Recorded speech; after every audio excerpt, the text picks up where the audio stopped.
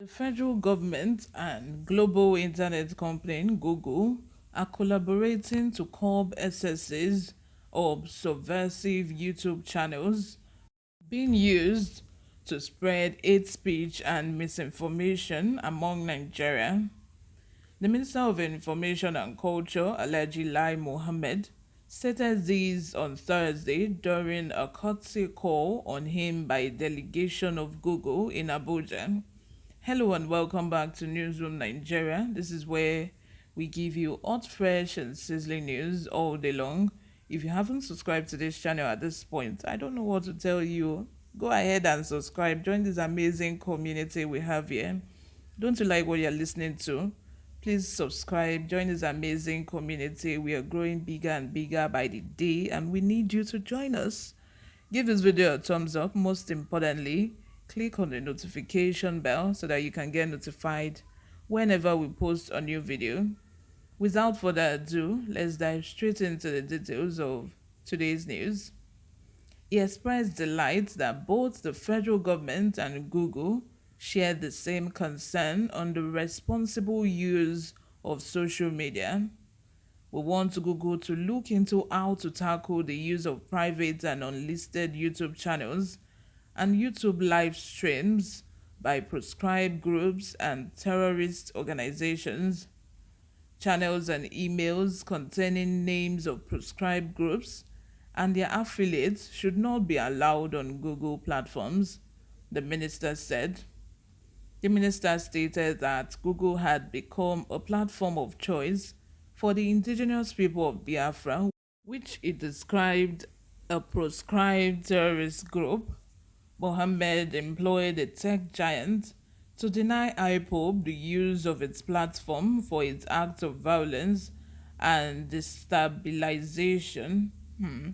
There was this investigation, or should I call it a documentary, that BBC came out with. I think, was it early this year or last year? The documentary exposed how Biafrans, or should I call them Biafran lovers all over the world, especially in the diaspora, like people who do not even live in Nigeria, spread false rumors all around social media, especially on YouTube. Like the rate at which these people spread falsehood, people who do not even live in Nigeria, who do not even know what is happening. Now, I dare say that Biafrans, they are agitating that they want their own country, they want to be broken away from Nigeria, which is fine, which is.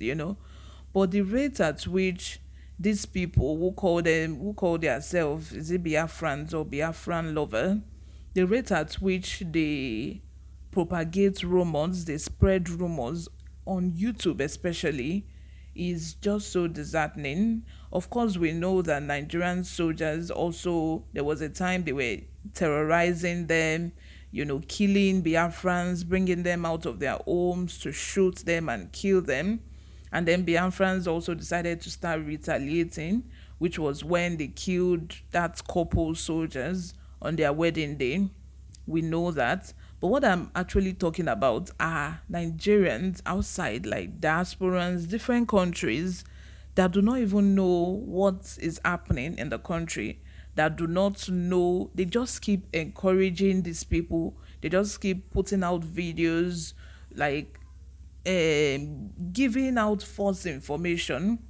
You get what I mean? But anyway, I feel that this is what Lai Mohammed is talking about here. Let's continue. It said Nigerians are among the most vibrant social media users in the world, with over 100 million internet users in the country. Internet platforms such as Google, Facebook, TikTok, Twitter, and WhatsApp enable Nigerians to interact, share ideas, earn a living, and participate in social and political affairs, he added. The minister, however, observed that those platforms are also used by unscrupulous persons or groups for subversive and nefarious activities. Mohammed said the Nigerian government had recently proposed a code of practice for interactive computer service platforms intermediaries in an attempt to provide a framework for collaboratively protecting Nigerian users of internet platforms. In as much as I'm all for regulation, for all these content that would make people agitated or would spread fear amongst people.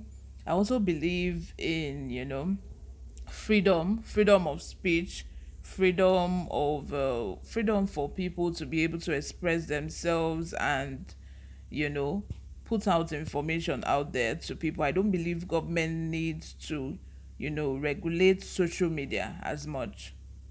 This code couldn't have come at a better time as the country prepares for general elections next year.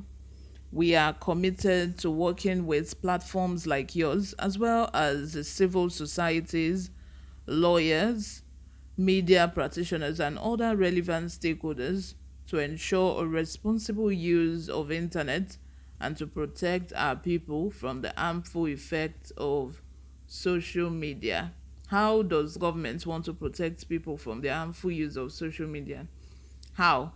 Do they want to turn to all those Arab countries where they don't even allow people to, call on WhatsApp or to even do video call on any social media?